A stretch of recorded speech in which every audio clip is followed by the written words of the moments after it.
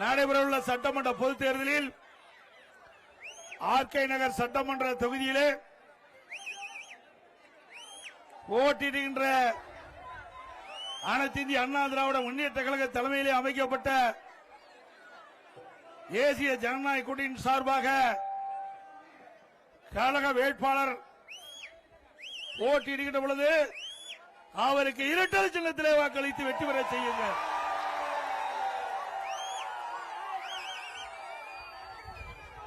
நம்முடைய சின்னம் பொன்மனச்செம்மல் புரட்சி தலைவர் எம்ஜிஆர் சின்னம், அம்மாவின் சின்னம், உங்களின் சின்னம், மக்களின் சின்னம், மீனவர்களின் சின்னம், தொழிலாளர்களுடைய சின்னம், வெற்றி சின்னம். வாக்களிப்பீர் இரட்டைக்கு.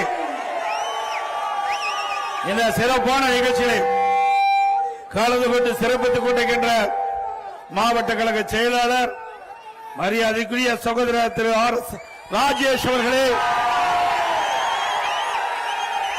மற்றும் பாரதிய ஜனதா கட்சி சேர்ந்த தலைவர்களே, நிர்வாகிகளே, பாட்டாளி மக்கள் கட்சி சேர்ந்த நிர்வாகிகளே, தலைவர்களே, அம்மா மக்கள் முன்னேற்ற கழகத்தை சேர்ந்த தலைவர்களே, நிர்வாகிகளே, தமிழ் மாநில காங்கிரஸ் கட்சி சேர்ந்த தலைவர்களே, நிர்வாகிகளே, இந்திய ஜனநாயக கட்சி சேர்ந்த தலைவர்களே, நிர்வாகிகளே, புரட்சி பாரத கட்சி சேர்ந்த தலைவர்களே, நிர்வாகிகளே, புதிய நீதி கட்சி சேர்ந்த தலைவர்களே, நிர்வாகிகளே, தமிழக மக்கள் முன்னேற்ற கழகத்தை சேர்ந்த நிர்வாகிகளே, பெருந்தலைவர் மக்கள் கட்சியை சேர்ந்த தலைவர்களே, நிர்வாகிகளே மற்றும் தமிழ் மாநில முஸ்லிமை கட்சி சேர்ந்த நிர்வாகிகளே, இங்கே திரளாக குழுமிருக்கின்ற அனைத்து இந்திய அண்ணா திராவிட முன்னேற்ற கழகத்திலே பல்வேறு பொறுப்புகளை வைக்கின்ற நிர்வாகிகளே, கழக உடன்பிறப்புகளே, கூட்டணி கட்சி சேர்ந்த தலைவர்களே, நிர்வாகிகளே, தொண்டர்களே, பெரியோர்களே, தாய்மார்களே, பத்திரிகையாளர், ஊடக நண்பர்களே, வாக்காளர்கள் மக்களே, அத்தனை பேருக்கும் என்னுடைய முழக்கம் நன்றி கலந்த வணக்கம்.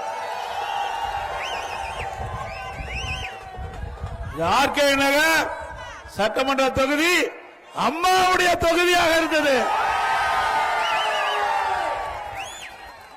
அம்மா அவர்கள் இருக்கின்ற பொழுது இந்த தொகுதிக்கு எத்தனை திட்டங்கள் கொண்டு வந்து நிறைவேற்றினார்களோ அதே போல் மீண்டும் அதிமுக ஆட்சி உங்களுடைய மகத்தான ஆதரவின் பேரில் மலரும். அதே போல இந்த ஆர்கே நகர் சட்டமன்ற தொகுதிக்கின்ற மக்களுக்கு தேவையான நன்மைகள் முழுமையாக கிடைக்கும். அம்மா இருக்கின்ற பொழுது இந்த மக்களுக்கு ஏழை எளிய குடும்பத்தைச் சேர்ந்த மாணவ மாணவி படிப்பதற்கு காலை மற்றும் அறிவியல் கல்லூரியை கொடுத்தார்கள், தொழில்நுட்ப கல்லூரியை கொடுத்தார்கள். போக்குவரத்து நெரிசல் அதிகமுள்ள இந்த பகுதியை மெட்ரோ ரயில் திட்டத்தின் மூலமாக திட்டத்தை நிறைவேற்றி போக்குவரத்து நெரிசல் குறைப்பதற்காக நடவடிக்கை எடுத்தார்கள். அதே போல மீண்டும் அதிமுக ஆட்சி உங்களுடைய மகத்தான ஆதரவின் பேரிலே மலரும்.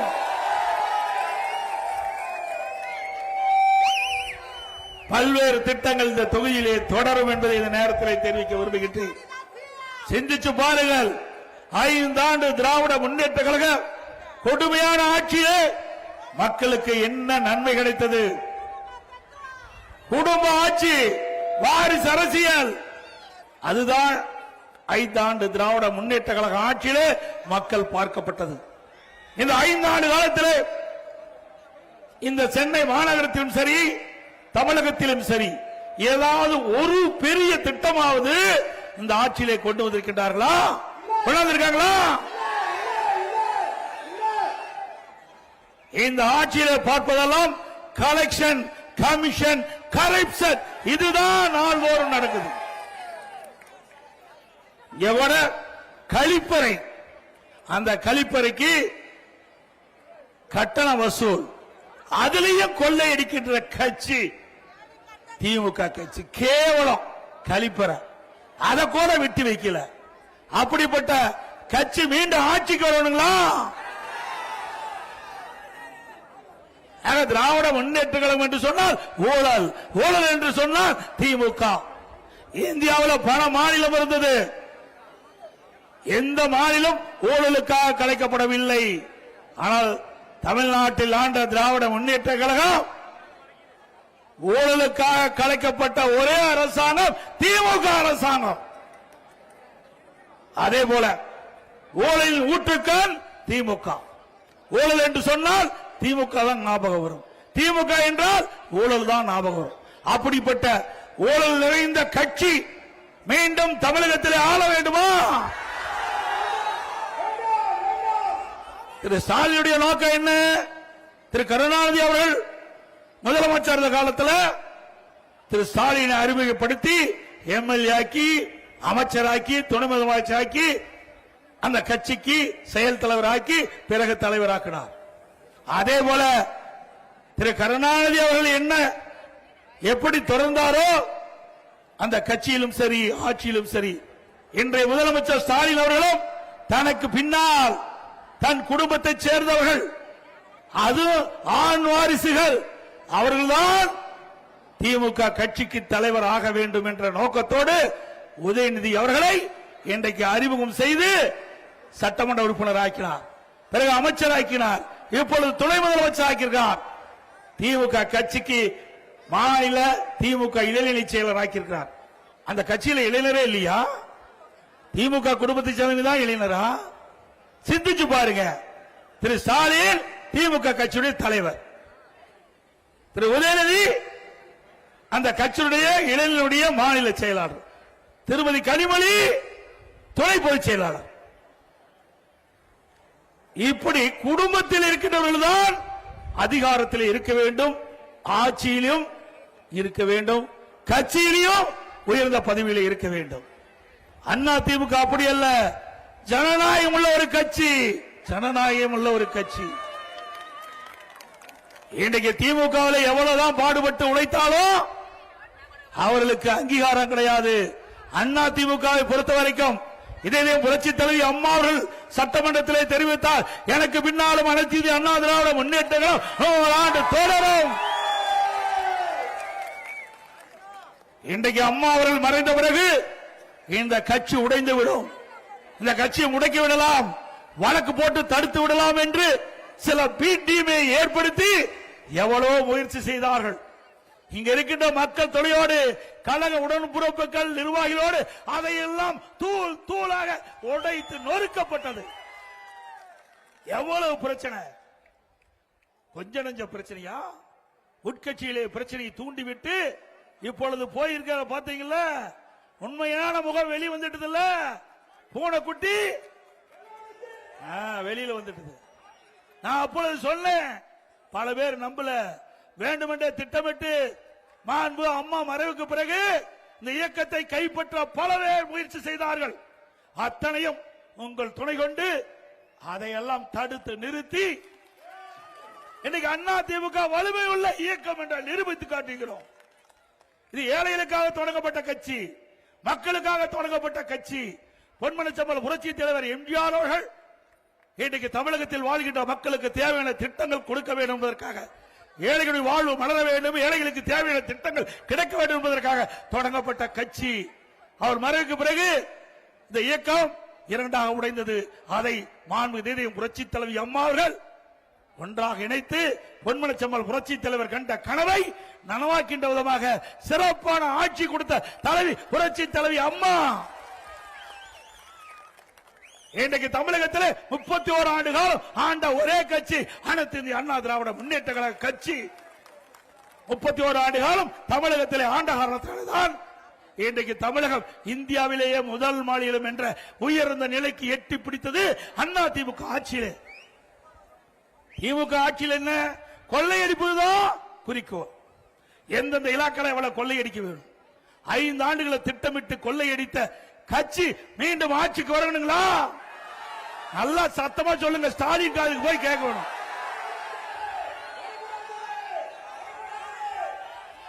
அண்ணா திமுக ஆட்சியில போக்குவரத்து நெரிசல் குறைப்பதற்காக மிகப்பெரிய திட்டம், மத்திய அரசோடு இணக்கமாக இருந்து சுமார் 63,000 கோடி ஒரே திட்டத்திற்கு அனுமதி பெற்று மத்தியில் இருக்கின்ற உள்துறை அமைச்சர் சென்னைக்கு வரவழைத்து அடிக்கல் நாட்டப்பட்ட அரசாங்கம் அண்ணா திமுக அரசாங்கம். மெட்ரோ ரயில் திட்டம் 63,000 கோடி ஒரே கட்டத்தில் வாங்கினோம். 118 கிலோமீட்டர் ரயில் பாதை அமைப்பதற்கு. இது அதிமுக சாதனை. இப்படி ஒரு சாதனையாவது 5 ஆண்டுல திராவிட முன்னேற்ற கழக ஆட்சியில் தமிழ்நாட்டு மக்களுக்கு கிடைச்சிருக்குதா? பெருசா பேசுறான் ஸ்டாலின். இன்றைக்கு நடக்கின்ற தேர்தல் தமிழ்நாட்டுக்கு நடக்கிற தேர்தல் சொல்லுங்க. தமிழ்நாட்டுக்கு நடக்கிற தேர்தல் இது சட்டமன்ற தேர்தல் தானே. இன்றைக்கு இருக்கிற முதலமைச்சருக்கு அது கூட தெரியல. இங்க சாதாரண மக்களுக்கு கிடைக்கின்ற அந்த உண்மை செய்தி கூட நாட்டை ஆளுகின்ற முதலமைச்சருக்கு கிடைக்காது. வேதனை அளிக்குது. ஸ்டாலின் பேசுறார், தமிழ்நாட்டுக்கும் டெல்லியில் இருக்கின்ற என்டிஏக்கு தான் போட்டியா? ஸ்டாலின் அவர்களே, தெளிவுபடுத்தப்பட்டது. எங்க கூட்டணி அமைக்கின்ற பொழுது தெளிவுபடுத்தப்பட்டது. அனைத்து இந்திய அண்ணா திராவிட முன்னேற்ற கழகம் பாரதிய ஜனதா கூட்டணி அமைத்தோம். தேசிய ஜனநாயக கூட்டணி. அந்த தேசிய ஜனநாயக கூட்டணிக்கு அதிமுக தான் தலைமை தாங்கும். திரு ஸ்டாலின் அவர்களே, காது கேட்கவிட்டால் இப்பொழுது இந்த கூட்டத்தின் வாயிலாக சொல்லுகின்றேன், அனைத்து இந்திய அண்ணா திராவிட முன்னேற்ற கழகம் தான் எங்க கூட்டணிக்கு தலைமை தலைமை தலைமை. அனைத்து இந்திய அண்ணா திராவிட அதிமுக தேசிய ஜனநாயக கூட்டணி பெரும்பான்மையான இடங்களை வெற்றி பெற்று வருகின்ற பொழுது அதிமுக தான் ஆட்சி அமைக்கும். மீண்டும் சொல்லுகின்றேன், எங்க கூட்டணி வெற்றி பெற்று வந்தா அதிமுக தான் ஆட்சி அமைக்கும்.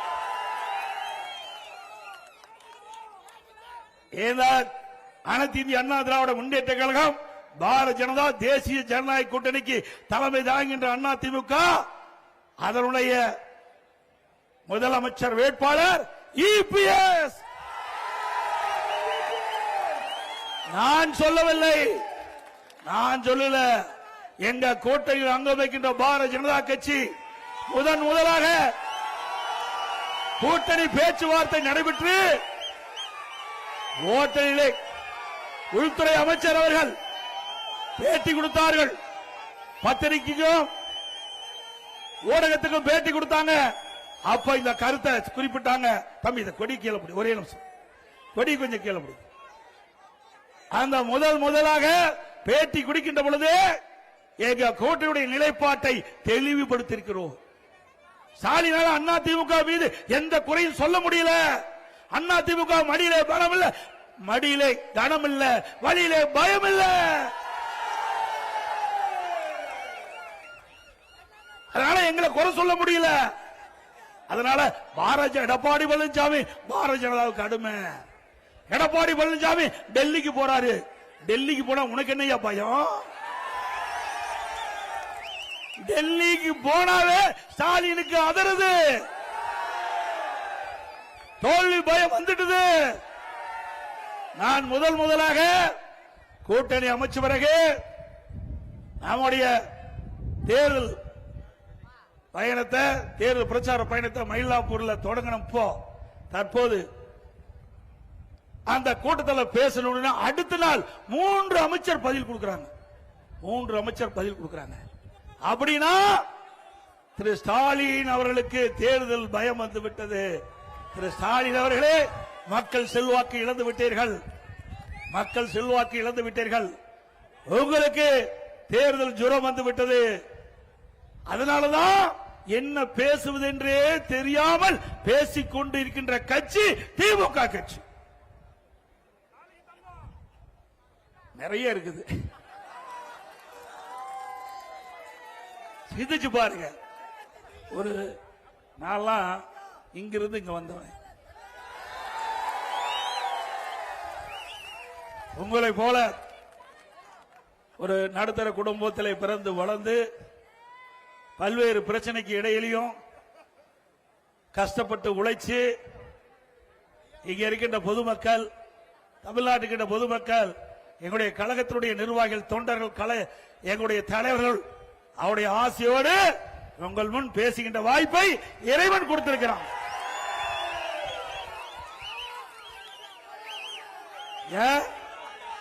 கருணாநிதி குடும்பம் மட்டும்தான் ஆட்சி அதிகாரத்தில் இருக்க வேணுமா? ஏன் இங்க இருக்கிற ராமசாமி, குப்புசாமி, சின்னசாமி அதிகாரத்துக்கு வந்தா மக்கள் ஏற்றுக்கொள்ள மாட்டார்களா?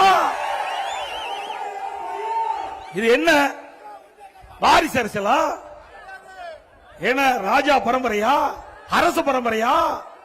அந்த குடும்பத்தை சேர்ந்தவர் தான் ஆட்சிக்கு வர வேணுமா? திரு ஸ்டாலின் அவர்களே, இந்த தேர்தலோடு திரு கருணாநிதி குடும்பத்திற்கு முற்றுப்புள்ளி வைக்கின்ற தேர்தல். இனி தமிழகத்தை ஆளக்கூடியவர்கள் சாதாரண குடிமகன் தான் தமிழகத்தை ஆள முடியும். அதற்கு நீங்கள் துணை நிற்பீங்களா? அவர்கள் கனவு கண்டு கொண்டிருக்கிறார்கள்.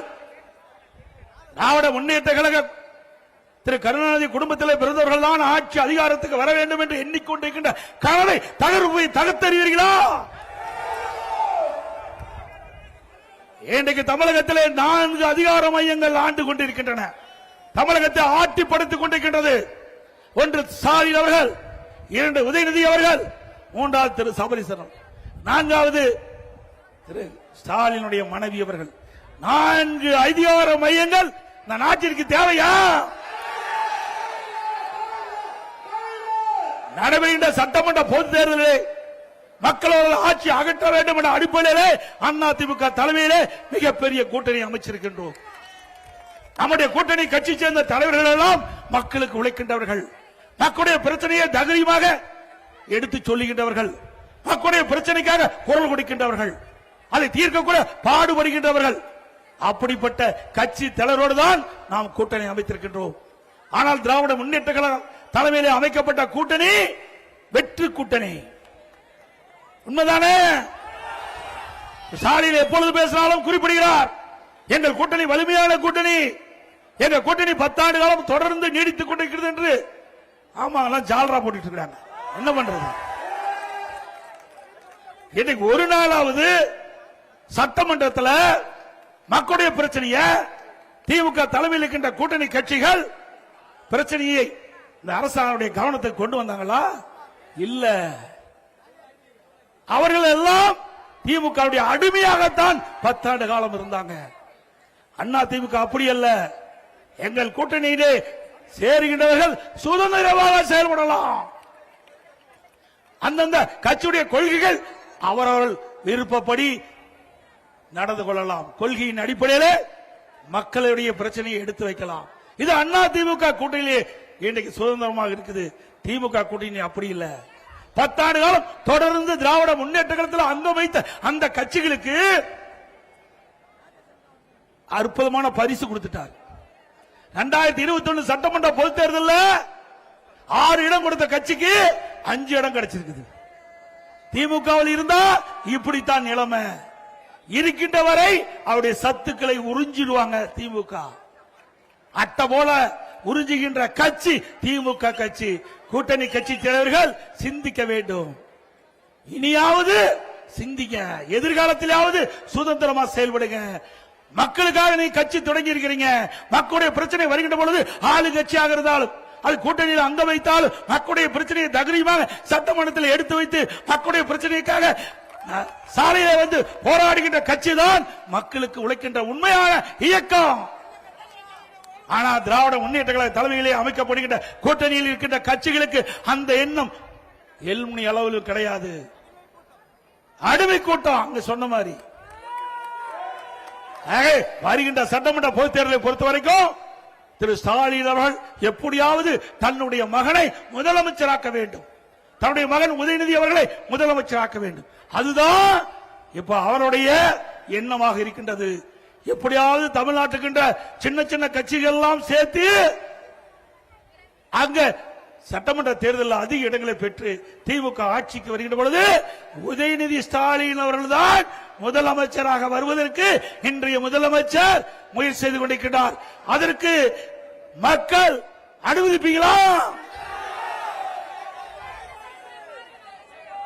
திரு ஸ்டாலின் அவர்களே, நீங்க எவ்வளவுதான் குட்டிக்கரணம் போட்டாலும் இன்னைக்கு தமிழ்நாடு மக்கள் நம்ப போவதில்லை. இன்றைக்கு திராவிட முன்னேற்ற கழகம் 2021 சட்டமன்ற பொதுத் தேர்தல் சுமார் 525 அறிவிப்புகள் வெளியிட்டீங்க. இதுவரை 4 ஒரு பங்கு அறிவிப்பு தான் நிறைவேற்றிருக்கிறீங்க. எஞ்சிய அறிவிப்புகள் அத்தனையோ வெற்றி அறிவிப்பாகிவிட்டது. மக்கள் புரிந்து கொண்டார்கள். உங்களுடைய முகம் மக்களுக்கு தெரிந்து விட்டது. வருகின்ற சட்டமன்ற பொதுத் தேர்தலில் திராவிட முன்னேற்ற கழக தலைமையில் அமைக்கப்பட்ட கூட்டணி மிகப்பெரிய படு தோல்வி அடைவது உறுதி. மக்கள் அவரது ஆட்சி அகற்றப்பட நீங்கள் துணை நிற்பீர்களா?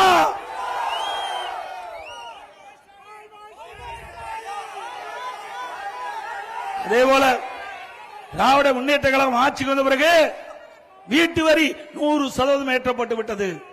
மாநகராட்சியில் வீட்டு வரி 100% ஏற்றப்பட்டு விட்டது. ஆண்டுக்கு 6% வரி உயர்வு, 2 ஆண்டுக்கு 12% உயர்த்திட்டாங்க. நேற்றைக்கு அறிவிப்பு வந்துட்டு மீண்டும் 6% உயர்வுன்னு. கடைக்கு 180% வரி உயர்வு, 150% கடைக்கு வரி உயர்வு. குப்பைக்கு வரி போட்டது ஒரே அரசாங்கம் திமுக அரசாங்கம். குப்பை கூட விட்டு வைக்கல. எவ்வளவு கேவலமான அரசாங்கம். அதோட குடிநீருக்கு வரி உயர்வு, அதோட மின் கட்டண உயர்வு 52% உயர்த்திட்டாங்க. ஆண்டுக்கு 5% வரி உயர்வு, 3 வருஷத்துல 15% உயர்ந்து போச்சு. இப்ப கிட்டத்தட்ட 67% அண்ணா திமுக ஆட்சி இருந்ததை விட திமுக ஆட்சியில மின் கட்டண உயர்வு.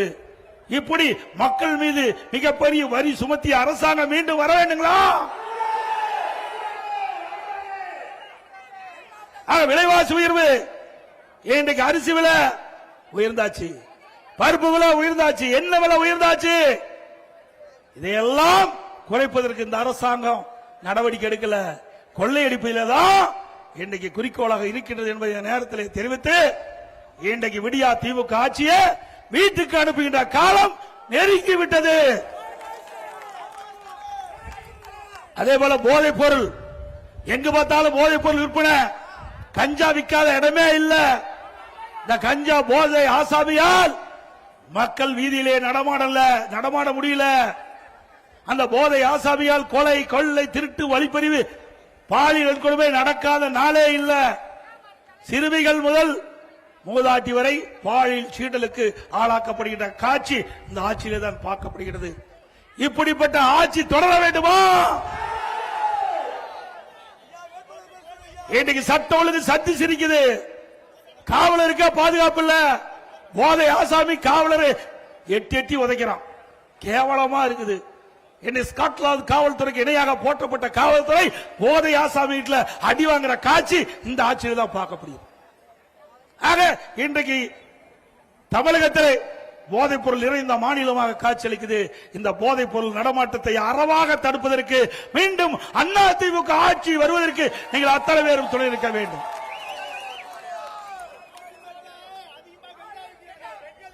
அதே போல கஞ்சா விற்றவர்களை காவல்துறைக்கு புகார் கொடுத்த காரணத்தினால படுகொலை செய்யப்பட்டிருக்கிறார்கள். இந்த பகுதியிலே கஞ்சா விற்ற அந்த ஆசாமியினுடைய தகவலை காவல்துறைக்கு தகவல் கொடுத்த காரணத்தினாலே அவர்களை படுகொலை செய்யப்பட்டிருக்கிறார்கள்.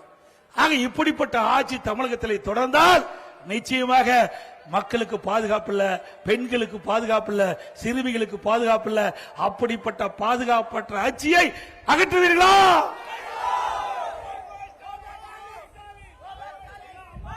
அதோட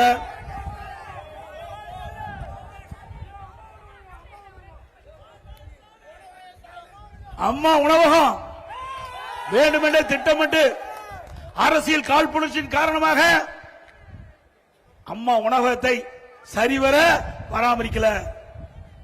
அங்க சரியான பொருட்கள் வாங்கி கொடுப்பதில்லை. ஏற்கனவே பணிபுரிந்த பணியாளர்கள் குறைக்கப்பட்டு விட்டது. மீண்டும் அதிமுக ஆட்சி மலர்ந்தவுடனே அம்மா உணவகம் சிறப்பாக செயல்படும். ஏழைகள் வயிறாக ருசியாக எல்லா அம்மா உணவகத்திலும் நம்முடைய ஏழை மக்களுக்கு வழங்கப்படும் என்ற செய்தியை இந்த நேரத்தில் தெரிவிக்க விரும்புகின்றேன். அதோடு இந்த நிகழ்ச்சியிலே பங்கு பெற்றிருக்கின்ற கழகத்துடைய நிர்வாகிகள் நேதாஜி கணேசன் அவர்களே, திரு பி வெங்கடேசன் அவர்களே, திரு RS ஜனார்த்தனம் அவர்களே, திரு பாலமுருகன் அவர்களே, சரியாகலே, மதுரை வீரன் அவர்களே, ஸ்ரீ சத்யரட்சன் அவர்களே, நாகரத்தினம் அவர்களே, KV சுபா தேவராஜன் அவர்களே, திரு வினோத்குமார் அவர்களே, SR பாபு அவர்களே, திரு கணேசன் அவர்களே, லட்சுமி அவர்களே, திரு ஐயப்பா, திரு வெங்கடேசன் அவர்களே, சந்தன சிவா அவர்களே, நித்யானந்தம் அவர்களே, திரு எமன் சீனிவாச பாலாஜி அவர்களே, டி ஜனார்த்தன் அவர்களே, முத்துச்செல்வங்களே, ஜெயவனத்தன் அவர்களே, கார்த்திகேயன் அவர்களே, திரு ஜஸ்டின் பிரேம்குமார் அவர்களே, திரு எஸ் முகேஷ் அவர்களே, குமார் அவர்களே, கவுண்டர்களே மற்றும் நம்முடைய கூட்டணியில் அங்கம் வைக்கின்ற பாஜக பொறுப்பாளர் திரு என்எல் நாகராஜ் அவர்களே, பாஜக பொறுப்பாளர் எம் கிருஷ்ணகுமார் அவர்களே, பாஜக பொருளாளர் சதாசிவம் அவர்களே, பாமக பசுமை தாயத்தைச் சேர்ந்த திரு வி ராதாகிருஷ்ணன் அவர்களே, பாமக திரு வண்ண ஆர் சத்யா அவர்களே, அம்மா மக்கள் முன்னேற்ற கழக மாவட்ட செயலாளர் திரு டி சக்கரபாணி அவர்களே, இந்திய ஜனநாயக கட்சியின் ஆர் குணசேகரன் அவர்களே, நம்ம கூட்டணி அங்கமைச்சு சேர்ந்த கழக உடன்பிறப்புகள் அனைவருக்கும் இந்த நேரத்தில் நன்றி தெரிவித்து, அந்த மீனவர் மக்களுடைய கோரிக்கையை ஏற்று மீன்பிடி தடை காலத்தில் 8000 ரூபாய் கொடுத்திருந்த 12,000 ரூபாய் உயர்த்தி கொடுத்திருக்கிறது.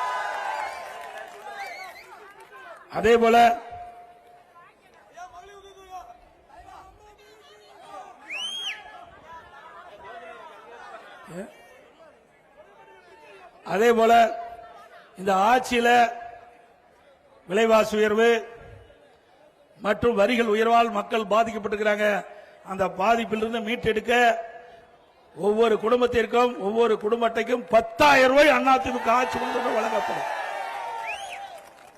இன்றைக்கு 1000 ரூபாய் உரிமை தொகை வழங்கிக் கொண்டிருக்கின்றதை இனி குடும்ப அட்டையில் இருக்கின்ற குடும்ப தலைவியின் வங்கி கணக்கில் 2,000 ரூபாய் மாதந்தோறும் வழங்கப்படும். அதே போல அம்மா இருசக்கர வாகனம் 5 லட்சம் பேருக்கு தெரியும். 5 லட்சம் பெண்களுக்கு அம்மா இருசக்கர வாகனம். ஒவ்வொரு அம்மா இருசக்கர வாகனத்துக்கு 25,000 ரூபாய்.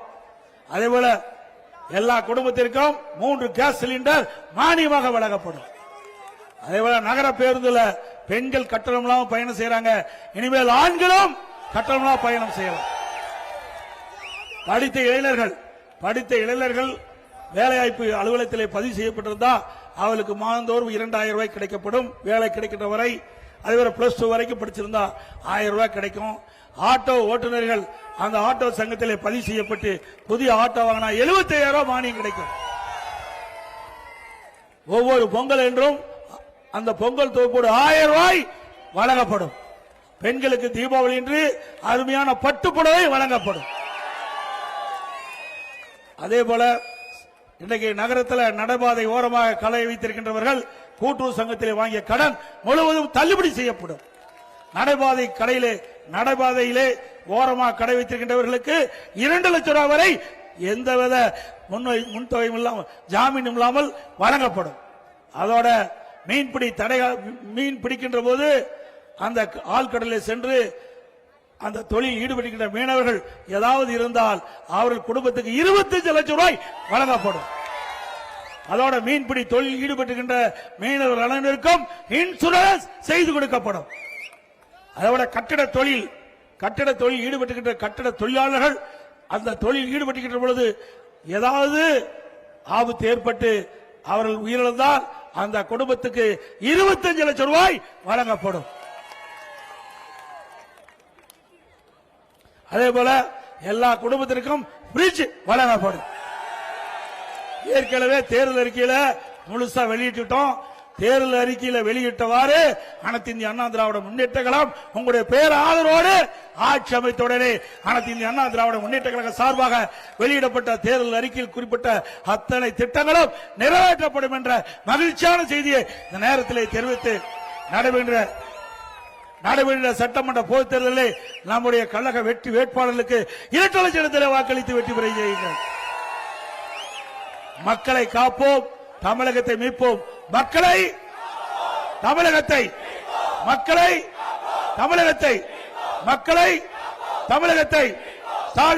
ஸ்டாலின் மாடல் அரசு, ஃபெயிலியர் மாடல் அரசு. Bye bye Stalin. மிக சிறப்பாக எழுச்சியாக இந்த தேர்தல் பிரச்சார கூட்ட நிகழ்ச்சியை ஏற்பாடு செய்த அருமை சகோதரர் ராஜேஷ் அவர்களுக்கும் அவரோடு இணைந்து பணியாற்றிய பகுதி கழக செயலாளர், வட்ட கழக செயலாளர், கழகத்திலே பல்வேறு பொறுப்பில் நிர்வாகிகள், நம்ம கூட்டணி கட்சி சேர்ந்த தலைவர்கள், நிர்வாகிகள், தொண்டர்கள், வருகின்ற அத்தனை வாக்காளர் பெருமக்களுக்கும் நன்றி. வணக்கம்.